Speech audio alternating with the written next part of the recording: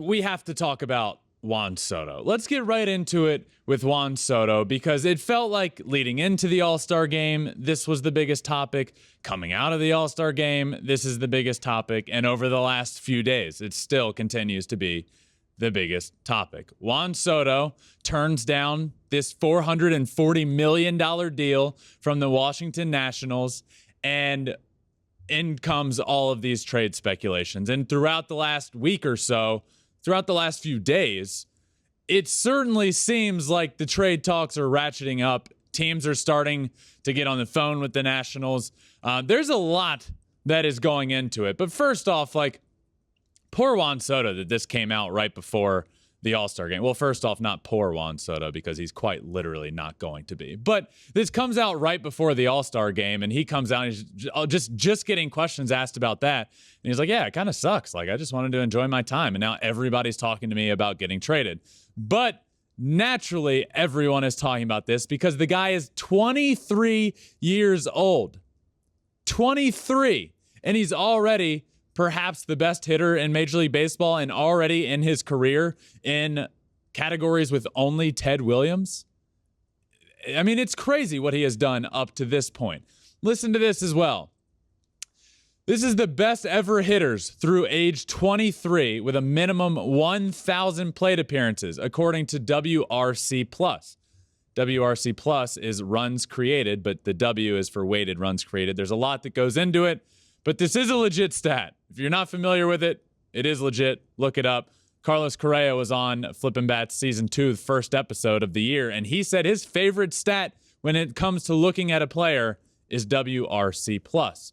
So, this is the best ever hitters according to WRC+ through age 23.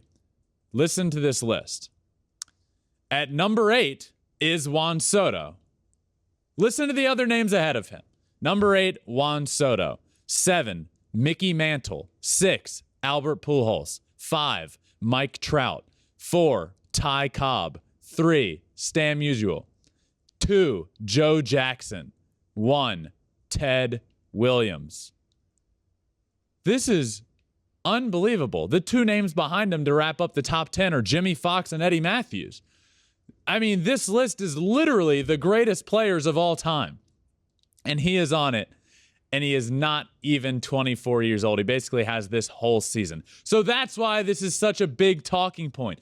Juan Soto very well could be traded. The Nationals do not offer him what he is looking for. $440 million over 15 years sounds great. The average annual, the AAV for this is under $30 million, and 20 other players are making more than that per year than Juan Soto would be if he accepted that deal. The Nationals knew there was no way he was accepting that.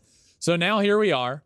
There seems to be some tension, might I add. Juan Soto tweeted and deleted a tweet the other day. Derek Jeter, his whole documentary comes out. He tweeted the other day, this is Derek Jeter, loyalty one way is stupidity. Juan Soto quote tweeted that with just a period and nothing more. Tweets that out, deletes it shortly after. But there's clearly some turmoil, some tension here. Juan Soto goes out to the All-Star game. He is the Nationals All-Star. Teams have the ability to fly their players out to the All-Star game on a private jet. A lot of teams do this. The Nationals didn't. They did not fly Juan Soto in the midst of these contract talks to the All-Star game. What are we doing here? If you're the Nationals, what do you want him or not? How can you do that in the midst of all of this? So then it goes on. He ends up in the midst of all of these trade talks. How many teams are going to be involved? Well, Ken Rosenthal, our own Ken Rosenthal, and friend of the pod, Ken Rosenthal, tweeted recently, as I said on FS1, this is during the FS1 game the other day, multiple clubs saying the Nationals ask for Soto is 4 to 5 top youngsters, a combo of prospects and major leaguers with low service time. 10 days from the deadline, the Nats aren't negotiating. One exec says, a team either shows willingness to meet the price or the Nats move on.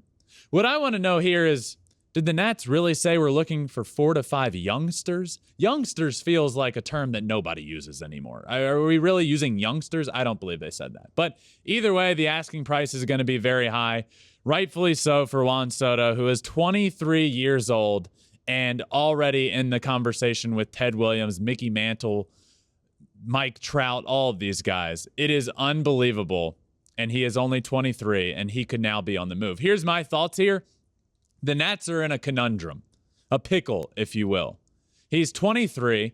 They just offered him $440 million over 15 years. The average annual salary is not near what he should get and what he is going to get. But he, after this year, has 2 years of service time left. So what team is going to give 5 of their top prospects to the Nationals to get Juan Soto for 2 years, and then you're going to have to pay him $500 million? But the Nationals are also at a point where they're not going to pay him, and maybe can't pay him, what he is willing to get and what he deserves.